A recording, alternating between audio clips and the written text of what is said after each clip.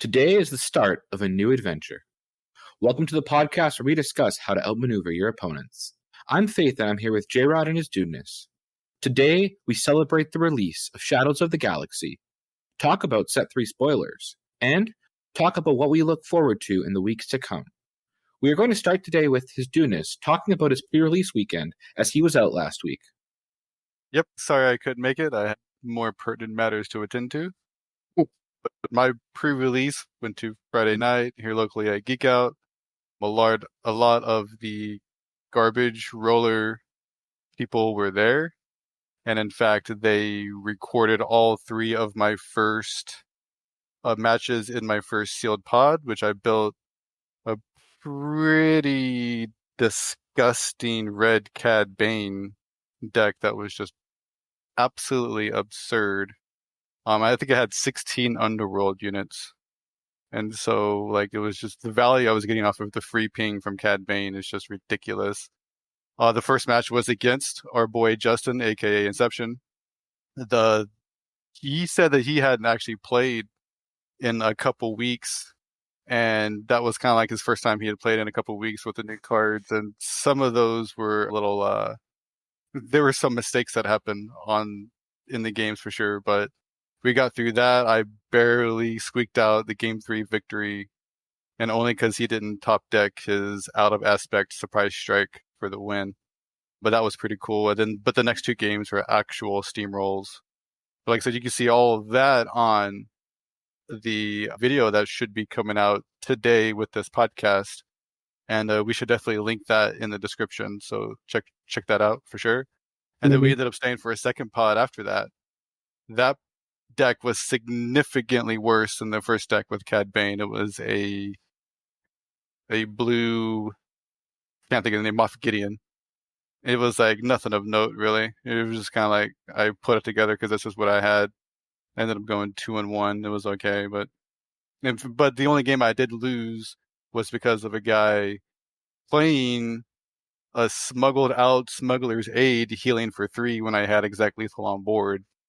And I was like, oh my god. And then the next following action, or the next following turn, first action, he smuggles out the hot shot blaster for lethal to take it away. So that was a little unfortunate, but you know, it is what it is.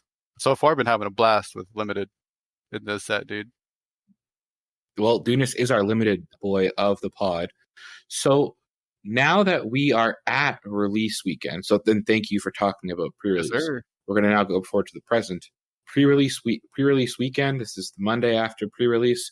What was your guys' No, this is a Monday after release. I want to clarify that. Thank you. Monday after release. After release, boys. After release. And I'm sure Jay will cut that out for us. Nope. We are. What is the best card you've pulled in these pre-release and release weekends? Well, I mean, in that very first Cad Bane red deck, I just ripped a Crate Dragon right off the bat. So that was pretty cool. I did actually get to play him once, of which Justin immediately felled the dragon, which of course you can all see on stream. It was very thematic. It was like, okay, that's fair, that's cool. But I ended up trading that for a Poe from one of my locals, who he pulled 2 showcases that night on the pre-release straight up. And he has since pulled 2 more showcases today with this case. This dude's luck is just out of control. So, Steven, if you listen to this, I hate you. You're not my favorite person right now, but I'm glad that you're having a lot of fun. Did he pull a Hunter showcase? No, it was Bosk and Cad Bane last weekend, and a Jabba, and I forget the other one today. So those are pretty good ones. If I had to pick not them. Bad. It's not bad. So yeah, no, Finn was the first one. That was pretty bad. All right. Well, one of the out of 4 bummers is I think okay. You'll take that. Listen, you take 4 showcases out of 6 boxes and a handful of pre-release kits. Yeah, I would take 4 showcase Finns. I really would be happy with that still. Like, the amount of packs that I've opened probably equates to 12 boxes for the first set. I purchased a case, drafted a bunch, won a bunch of stuff. Right. So probably about 12 boxes for the first set. This set, I opened 2 boxes. I played in 2 pre-releases and won some prize packs. So I'm probably at like 4 boxes, and I've opened up 0 showcases. So I'm probably not purchasing any more boxes from this set because I have awful luck, as I just explained. And so I'm a singles boy for this set. But next set, I'm hoping to get 2 cases. So we'll see. Hope I get some luck there. As of right now, singles is looking like the way to go. Now, we kind of discussed the same thing last release for set 1 Friday night. We recorded a podcast and talked about, these prices are great, dude. Look at that Luke. Amazing. That Luke for $10. And then, like, by the time the pod releases on Monday morning, that had aged like fine milk, as it were. And so I'm hoping that's not going to be the case right now. But it certainly can be. I just suck at forecasting markets. There's a reason why I'm not in that. Well, he's not a weatherman. I'm not in that field. Yeah. So if you do have a showcase hunter, hit Jrod up. I'm sure he would love to make an action. Assuming you want to sell it for nice and cheap. So let's see. I went to 2 pre-releases this weekend. The first one was at my local store, Gaia's Cradle in East Providence. Shout out to my guy, Wick, who runs the store. He's an amazing person who's always very generous with product and prizes and all that kind of stuff. And, like, he doesn't always do it, like, based top to bottom. He'll do a raffle. So, like, for example, Will, who I've mentioned a couple times in the podcast, is a little guy. His dad is Morgan and is a friend of mine. And for whatever reason, whenever I win an event and Wick allows me to pick the first person, and it's always random, like it's names in a hat, or he had a little like globe he could spin and a name popped out. I've picked him both times. So I picked him this time, and he chose the Rancor mat as his. Oh, I'm sorry. He chose the Rancor mat, even though he already had a Darksaber mat. Now, so I was kind of confused, and I asked his dad. He goes, "Oh, we have a Hyperfoil Rancor, so he wanted that." But then along with the mat, he also got a single pack, in which he opened up a Hyperfoil Darksaber. So then he, in that whole one swoop, had a Hyperfoil Darksaber, Hyperfoil Rancor, and both of the mat in one big thing. So that was super rad. And when you asked my best pull from the pre-releases, I can't give you one because I only opened up rares. However, because Will has very good pack luck, I allowed him to open up one of my winning packs. Yeah. And he pulled me a Crate Dragon. So I didn't pull anything good at my first pre-release, but Will pulled me a banger. It legitimately was a rare in the pack until Will grabbed the pack, and then it became a legendary. Yeah. So that's how that works. Confirmed. And then my second one, I was a little bit luckier, and I pulled a Kylo's TIE Silencer. But that one, I went 2-1, losing to... Oh, man, I'm blanking on my buddy's name now. I've known him for years, too. This is awful. Kyle. Whoever he is, yeah. No, it's Kyle. His name's Kyle. So it lost to him, and then he ended up losing to Mike from K-Todd in the finals, unfortunately. But Mike's obviously a great player, so whenever you lose to him, you can't be that upset. So that is what it is. But that was a fun event as well. That was at Game On in Warwick. They are also very friendly and very friendly with prize packs. Even they did pack per win, and even the person who didn't win a game, they still just handed them a pack and said, "Here you go." Cool. So just really nice, friendly stores I go to, and a lot better than some other stores I'm not going to mention on here because I don't want to give them any publicity. But so it's nice to see stores doing things that will hopefully help build the community. And I know there's one store up above Boston. It's like a little trek for me. It's like an hour and a half. But they got like 38 people for a pre-release and like 33 tonight for a draft as we're recording this. I just found out. So like next Friday, I might be up in the area, so I might just go check it out and see what it's all about because they're playing Premiere as well, so that'd be super fun. So I'll see if I can test my mettle against a big group of players like that. I really haven't played in a big, I'll put in quotes, a big event because 33 players for a weekly is big, but realistically, it's not that big of a big event. So, but we'll see. I just am about 45 minutes out from opening my box. Shout out to the Galaxy box. I got one box. And it was big sad. That was a Duder box, and that is no reference from not a Duder box. I honestly wouldn't wish that on my worst enemy.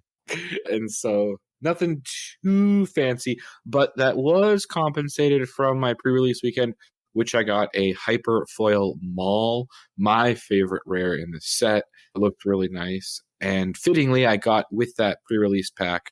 I got a Darksaber as well, and so we talked about that last week. Okay. That was very fitting. Yeah, that's pretty cool. You like that? Take those. Now, So hold on before you move on, real quick, because we now have the verbs of Jrodding, and now we have a Duderbach. So now we have A to find Duderbach. something for Faith to have his name be a verb.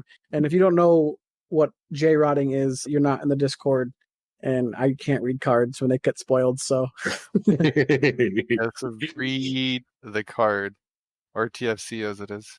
I've turned into the Flockton of this group, and that's not a compliment. and as exciting as set, so thank you. Yes, we'll have to find what faithing means. With set 2's release, very exciting. We got new cards we can actually play with. The excitement of set 2, though, has a small amount died because we got spoiled something interesting that will be happening at 5 events throughout the summer. I think that all the events are in the summer, but no, I know what. Is full. And PAX Unplugged will be in December because I'm attending that. I'm already like locking myself into that. So. Well, look at that. So throughout the second half of 2024, you'll be able to get, in some cases early, cards from set 3, in particular 2 cards from the Power of the Dark Side convention pack. Jrod, would you mind telling us the 4 cards we already know and have that are in the convention pack? Yeah, sure. So we have special Count Dooku. We have Darth Vader. I'm not going to tell you what they don't do because you should already know what they do at this point. We got Darth Vader unit, Count Dooku unit, Emperor Palpatine unit, and then Kylo Ren unit. Okay, so I want to just talk about those 4 cards for a second. What do you guys think of the art style? So for those at home, it's a blacked out card with the unit colored and a little bit of the background pieces colored. So what are your guys' thoughts? I'll be honest, they really do look sweet, and I would love to have a set, but these cards were not printed with me in mind. The chances of me going to a convention are pretty slim. But that's pretty much the biggest hurdle is being at the convention, because I think if you can purchase these, you do so in a heartbeat because you are going to make your money back, and plus, I assume a lot more than what you paid for it. Basically, you're at least paying for your ticket to get in. Like at minimum, you'll get your money back plus the ticket you paid to get into the conventions. You kind of get to go to the convention for free. So at minimum, and it could be even worth more than that potentially. So yeah, nobody knows yet, right? But yeah, I mean, it's cool that there's no mechanically unique. There's all purely for collectors. You do not need any of this for any shape, for any reason to actually play the game, which is a huge W, because it could have just been the most massive L that FFG had ever done. But thankfully, they're smart enough not to do mechanically unique cards in these, because I couldn't even imagine having to deal with that. We didn't talk about the price, I think. So these are going to be $100. You're going to get 6 cards. We talked about the first 4, and those are going to be 4 cards. The first 3 are from Spark of Rebellion, and the fourth one is... Did we actually mention what they are? Count Dooku, Palpatine, Darth Vader. So you're snagging a legendary, and then from set 2, we're getting Kylo Ren, which is also a legendary. Yep, and so those are the 4 cards that we're getting from the previous sets. One thing that is interesting, I mean, when we're looking at the price of Darth Vader will probably be sitting around about $50, so I'll pay for probably half the pack. These are limited to 1 per person at the convention, and so you can't go and buy a ton. A wife or maybe a son, daughter, or Yes. So, but it's still 1 per person, so you can't by yourself go and buy a ton. And I think they are going to be pretty limited as well at the event. I've heard there's going to be potentially a lottery system. It's not even sure. Everyone might not even be able to get one if they even are at the convention and want one in the first place. They haven't announced how they're going to release them yet.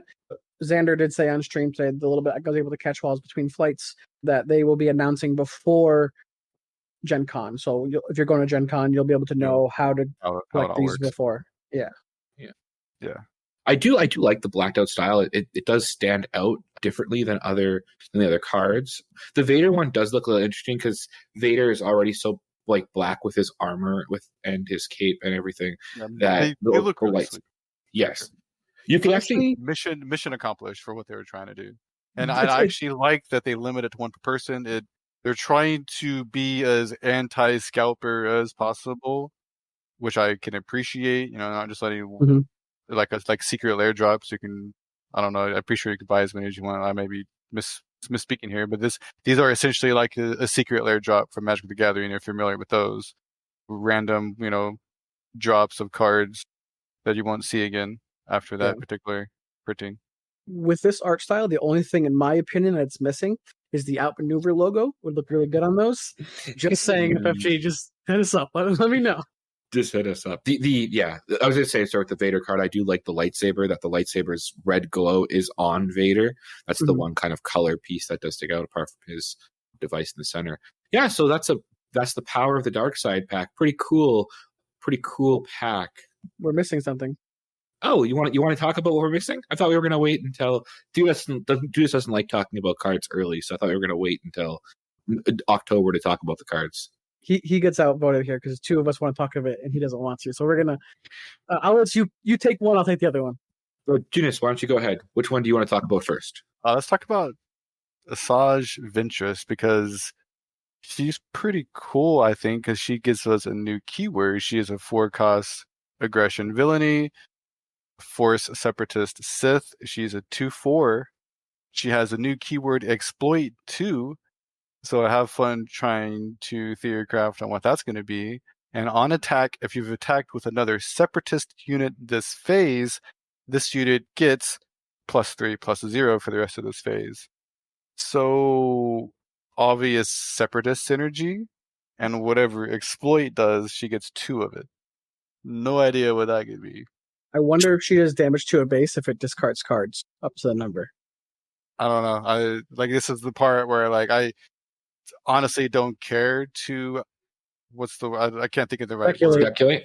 Thank you. Speculate on what Exploit 2 could be, because it doesn't really matter. Ultimately, we'll know when we know.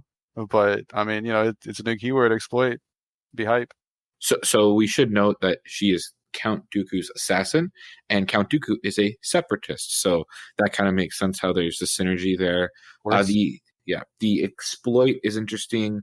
As we're saying, we're not sure what it does. Some people are thinking it's like a -1, maybe -0 or -1/-1, equal to the number of exploit cost when she attacks. Students said we don't really know.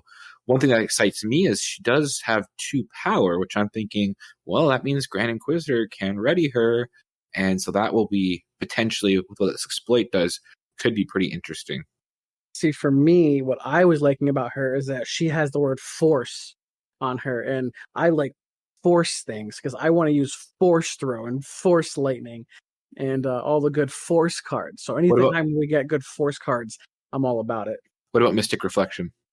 Yeah, also another great force card. And she's also already in aggression. I don't think we said that. Did we? Aggression villainy? Yes, okay. So because she's already in aggression, you can absolutely pair her with blue and get a bunch of things. So, people are still, I think, sleeping on Force Lightning. Like, folks, it's a legendary. If it gets to be a part of a top tier tournament deck, and it's a legendary from set 1 that was slightly reprinted, it'll be worth a good amount. Now, set 1 is going to be reprinted, so maybe by the time she's out, we'll get a set 1 reprint, and it'll be still a little bit cheaper. But if it's in a competitive deck and it's a legendary, it's going to be like a $20 card at minimum. So if you can pick them up now.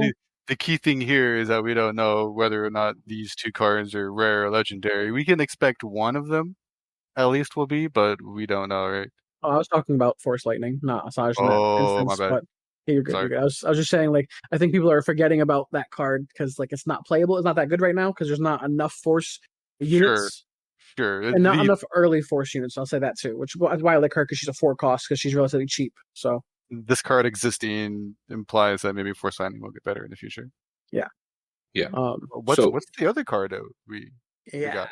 So the other boy we have is, I know many people on the internet, we got a Maul this set, but it wasn't Darth Maul. Everyone was calling him Darth Maul. We had to correct them. Well, we now have a Darth Maul and know what he does. He's a 5-cost aggression villainy.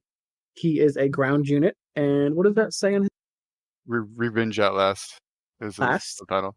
He's a Force Sith, 5/6, and it says this unit can attack 2 units instead of 1. And boy, oh boy, that just sounds so cool. Powerful. And it's so cool and thematic with the double-bladed lightsaber too, right? It's just a great combination of mechanic and theme. Yeah. That really is when you meld those two perfectly, it really hits home runs. Yeah, and shout out to my guy Faith, because I thought this card was already great, and then Faith was like, "Hey, what if I went with it's not first strike? What's it called? Shoot first. Shoot first. Shoot first. Yes. Oh, shoot first. Right. You play shoot. You cut out there. You cut out there. You cut out. Sorry. So if you play shoot first on Maul and he attacks 2 units, and both of them would die before when Maul does damage to them, he doesn't take any damage back. So you can potentially kill 2 units and leave Maul on the field as a 5/6. 2 for 1 with a 1-cost spell and take no damage. For people that play another TCG that has to do with magical themes, and it's where you gather together with these magical themes. In a game like that, where there's a card like Shoot First with a Darth Maul, you might have to choose the damage that you spread in a certain way. In this, you are hitting full force on both those units. So you're going to be doing that 6 damage first strike, both of them. And assuming you're not playing Shoot First, those 2 units will deal their full damage back to Darth Maul when he attacks. Mm-hmm. Another card I think is pretty interesting is Heroic Resolve, the new upgrade. Now that card is heroic. Heroic Resolve. It is. You're playing it out of aspect. Could be spicy, but it would give your guy, when you pay the 2 costs, which is not out of aspect. It is not. Give him +4, +0, and overwhelm. So then he can attack 2 units for 9 damage and overwhelm them both. Oh, I didn't even think about that. Yeah, to so give this man overwhelm. Sure. I mean, I guess let him cook, right? I mean, yeah, if you hit some 2 or 3 health units, that could be potentially 12 damage on base. I'm just gonna say this game is gonna get real spicy real quick, and I'm here for it. My favorite thing about this Darth Maul card, though, is its art. And the reason it excites me is, if you're familiar with this scene, this is the scene where where he's battling Qui-Gon Jinn. And there is, in the Duel of Fates, my favorite fight scene in all of Star Wars, there is no way that there is not going to be a Qui-Gon Jinn in set 3 now. And that excites me more than anything else. Darth Maul is my second favorite character, so I'm very excited about that. But I'm also very excited that we're going to get my favorite character. Almost on a caller right now, Qui-Gon Jinn will have a when defeated ability. Okay. I'm just going to call that now just because I wanted to. I'll allow it. Yeah, so those are the 6 cards you're going to get in the Power of the Dark Side convention pack. 2 of those cards are not going to be legal. So the 2 cards that are not out yet, that will be in set 3, are not legal until set 3 releases. Right. So you can get the cards, you can play with the cards for fun, casual kitchen table things. We can speculate with the cards. However, you cannot play with them in competitive events, even if you own them, until set 3 comes out. Which is it is a little bit of being able to pay for early access to cards, but you can't play them in anything competitive. So it's kind of like you just get to own them. And they are really cool. Not to get wrong. They're cool. It's a cool pack. Sucks a little bit if you can't get access to them, but it's not the end of the world because you're going to get access to all these cards later. Yeah, and it's not necessary in even the slightest. Yep. I would say that if you were on the border of going to an event, it might be too late now for Gen Con because prices are probably super expensive right now. But if you were planning on going to one of the later events and you were hesitant, but you really want this, I would say this will be worth your time and money to go and pick it up. I know myself personally, probably most definitely going to PAX Unplugged now solely for this. It's a pretty close event for me, so it's not I can kind of just drive there with some friends and get a hotel for a night or 2 and keep costs pretty low, and then just pick up one of these and play some events, and so should be fun. Cool. Yep. Yeah. So look out for those in the future. We are going to quickly pull back to set 2 now, as we're jarred into set 3, which is, what do we look forward to in the upcoming weeks here for Shadows of the Galaxy? But just seeing how the meta evolves, seeing what deck actually emerges as a top deck. Because I'll be honest, right now I have no idea. My preparation for set 2 is extremely lacking compared to set 1. we played, especially Dudeness and I, because I feel like him and I were one of the first people on Tabletop Simulator jamming games early on, and him and I played a ton of games. And we knew the cards back of our hands, everything. And I think him and I both did the same thing this set. We both were we'll get to it when it comes out. And so we haven't played as much. And I'm in the same boat as you. I've been talking to like Woo and a couple other friends that I have who have played more, and so I have an idea like of what I think could be top tier decks. But like even in last set, man, like everyone was like in the very beginning, we had what 8 Boba Fett's in the top 8, and everyone was like, "Oh, gotta ban Boba, gotta nerf him. He won the whole thing." And then look by the end of it, like yeah, he was up in the top 8 all the time, but he was like maybe 1 or 2 decks, right? He wasn't like dominating the whole thing, and I think that's super awesome to see how much exploration and how much growth the game had from like the beginning to like the very end of the meta, where like even Han Solo was winning events and stuff like that. Now, I will say I do think that if you're a good player in this game and you're a competent player, that's more important than your deck choice. I'm sorry, let me make that a second clear. If you're a good player and you're confident in your deck and you know what it's supposed to do more than the other person, that will mean more than how powerful your deck is. 100%. So I think this is one of the few games where like just playing the best deck doesn't guarantee you winning the game. You have to fundamentally understand the game and the deck you're playing to a high caliber to be able to, do well. I think that's why people who play one deck for most of the time in set one had better experiences towards the end because they had been so used to playing that same deck. Right. And how you simulate a tabletop, by the way, everyone, is you print out sheets of cards before the set gets released, and you play with the printed out cards on a table through video recording. That's what you do. Yeah, that's how you do it. Yep. But you use the real cards once the set releases. Just 100%. To clarify. 100%. How we test. I think from what my early using video camera gaming has shown me in the brief amount I have been able to do that is that Sabine Green is still going to be good. Cards like Wrecker and Poe with ECL are real good. And even like cards like Timely Reinforcement can be good. I'm admitting that the more I've seen it. As well as Yellow Boba also seems really good. I think what I'm looking forward to in set 2 is to see how these archetypes are going to develop, because I don't think we're just going to be able to say, oh, double yellow Boba, and we just know what that means. I think there'll be like some decks that are going to do double yellow with like maybe more of a bounty hunter theme or maybe more of an underworld theme, and there'll be others that will try it maybe they won't do the underworld or bounty hunter. They'll just do like straight up double yellow things. So I'm interested to see how like these decks are going to now evolve into more than just aspect and leader. I would definitely agree. I think the deck building options are starting to really expand, and you're not going to see like the same set of cards. Like, oh, you're playing Boba Fett Green. Like, I know, 40 out of your 50 cards without even like thinking twice. Yeah. Right. So like now we're getting to like, okay, you're playing Boba Fett Yellow. Like you could be this version or this version. So now I got to know 100 different cards or so, depending on the version you're playing. And like, I think that's going to be super interesting. I know a friend of the show, Woo, if you don't watch his channel, you should. He puts out amazing deck techs, and all of them are super interesting and unique. But he is championing a double red Han 2. And personally, I think that's a deck that I'm going to try to build first and want to play with and test with, because I'm definitely playing a Wrecker Poe deck, And obviously Crate Dragon can also be put in that. So like Poe and Crate Dragon being some of the top 2 cards in the set, and Wrecker being one of the best rares in the set, like I want to be playing those things. And Han just it does a lot, and it has a really good early game. It has 2 cards that can be played on turn 1 as a 3/3, which I think is either the most or tied for the most that can be done on turn 1 between it's Bo-Katan, and then you have Cassian Andor, who, if you use his ability, can be a 3/3 on turn 1. So I think that deck is going to be pretty strong, but we'll see. Everything that we know now is likely going to very much change throughout.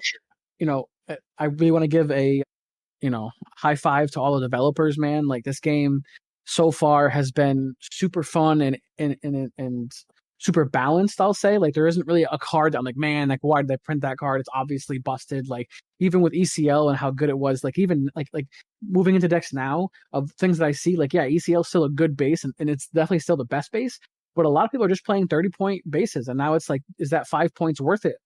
Like you really have to be getting a lot of value out of the bases. And I do hope that we get some better bases in the other colors, because ECL is so strong. It's like the other colors are always not playing their 25-point bases. So like I would like to see some variety there. But at least now, like like I feel like in the beginning of set 1, everyone like had to play green, but you couldn't use a green leader because you had to use ECL, otherwise you were losing. And then it really shifted about halfway through set 1, where you could kind of just use whatever 30-point base or ECL. So that was a really cool change, because I know I was a champion of you must use 25-point bases because they're just better. Like I was definitely in that camp and was clearly very wrong.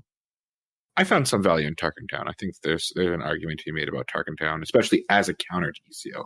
Mm-hmm. For sure. Yeah, I mean, the double red Hondas I was talking about does play Tarkentown over a 30-point base. So, I mean, yeah, definitely excited to see how the set 2 meta shakes out. And that's going to be cool. But honestly, I've got a draft tomorrow, my first draft for Shadows of the Galaxy in person. ooh. And I am very much excited to do that and see how set 2 limited plays out. So far, I've only done sealed. Sealed's been pretty fun. I played a couple sealed today from the boxes my brother opened. We played some. It's pretty cool. There's been smuggles. It was a really cool mechanic. Capture can be really clutch. So I'm excited to see how draft pans out. And I hope that the stores are maybe smarter this time around and keep more product around for drafts, and that people can actually experience this draft format when they want to. And hopefully the restocks, when they come in, the waves, are more substantial and can sustain more drafts, because the game being designed for draft from day one and then not being able to draft it is definitely unfortunate. Yeah. I mean, with my situation with my case this set, so in case everyone doesn't know, I had basically, I pre-ordered a case from one store, and then they told me they were short, and then I went to pre-order a case from another store, and he promised me some amount of boxes. He wasn't able to fill everything they promised me, so I was only able to get a couple of boxes. So I wasn't able to open as much as I wanted to, and that's kind of put a little damper on the launch of this set for me. However, last set I was able to draft basically whenever, every time I wanted. Like I said, I drafted like 3 times a week for the first 2 months of the first set. So I'm hoping to be able to draft at least once or twice a week for the first couple of months of this set, so I can try to, get more cards, because I don't have everything. It's kind of frustrating. So I am hoping to be able to have that. And I know one of the stores is keeping some product, I believe, for draft, and that's part of the reason why they weren't able to fulfill what they were promised to me because of that. So like I understand that, but it's a little bit of a bummer for me, but that's okay. So we'll see. Next set though, I'm getting 2 cases. I'm gonna put them in super early. I don't care. I'll call up Red Caps over in Philly if I have to and get 2 cases. I'll call up Jack and the Golden Dice Boys and be like, hey, put 2 cases down for me. I'll buy them over there. I think I'm on a case for the next set only, and I have about I think I had 3 or 4 in set 1. I had 1 this set, but set 3 is probably going to be a banger for me. Prequel era guy. Mm-hmm. I do want to, before we end here, I do want to briefly talk about some news in the TCG world.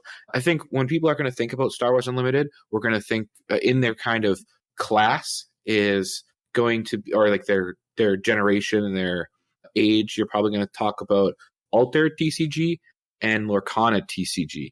And if you're a longtime listener, you'll know our general feelings of Lorcana, as we've talked about them before. But this news does come from Lorcana, and that is they are going to errata one of their cards from set 2. So unlike Star Wars, which does 3 sets a year, Lorcana does 4 sets a year. They're going on set 5, and there was a card came out that they are errataing. It doesn't matter what the card is. It's more the idea of erratas versus bans or limits. So I just want to know your guys' thoughts. When we go forward, it's most likely FFG is going to let a card slip, which is going to be busted, or when a new card comes out, is going to be really strong with it. What are your guys' preferences when that happens? What would you want FFG to do? Would you want them to errata or ban or limit? I prefer just outright ban. Yeah. Errata gets too messy. Unless it's like a base or something like that, where like they're not really too expensive, like, and you only need one of them. But like there is a way to potentially like do that. But if it's like a legendary, if it's like Poe or something like that, where you have to remove one of his abilities, like it's just like you'd rather just ban Poe. It's just so much cleaner and easier than trying to errata. I actually see that when you're talking about bases, because bases are always on the field. So as well, I like really could just print out like a small sheet, put it in the sleeve, and like it's never going to go anywhere anyways. Yeah. I don't like it. I think I'm a fan of just banning, but Yeah, I hate errataing because now I've got a card, and then especially at the kitchen table when you're playing casually with friends, it's like, oh, that card doesn't do that now. I'm like, what? That's what it says. Right. So that's just super messy. I agree. And yes, real quick, I'll just say that it's going to happen in Star Wars, and if it doesn't happen, it means they might not be pushing the envelope enough. Like I don't want them to always push the envelope, but like once a year, I like them to have one card where they're like, let's see if we can really make this card like be a bang. You know what I mean? Like I would like, or maybe even once every other year. You know what I mean? That's where I kind of like just do. But if like I want them to at least try to push the envelope a little bit. Well, and I think like our hope is that this game goes long term, and if it goes long term, there'll be multiple formats in which you'll have like the most recent cards, long term cards. So long term, even after cards are out of the quote unquote standard format or premier format, they'll be in a longer format, which will have weird combinations, which will require bans. So I think we're all on board for wanting bans, and hopefully they do not. FFG does not go the errata route. Well, thank you everyone for listening. Let us know in the comment what your best pull was from pre-release or release weekend. We look forward to seeing you next time on Outmaneuver. Here's y'all. Later.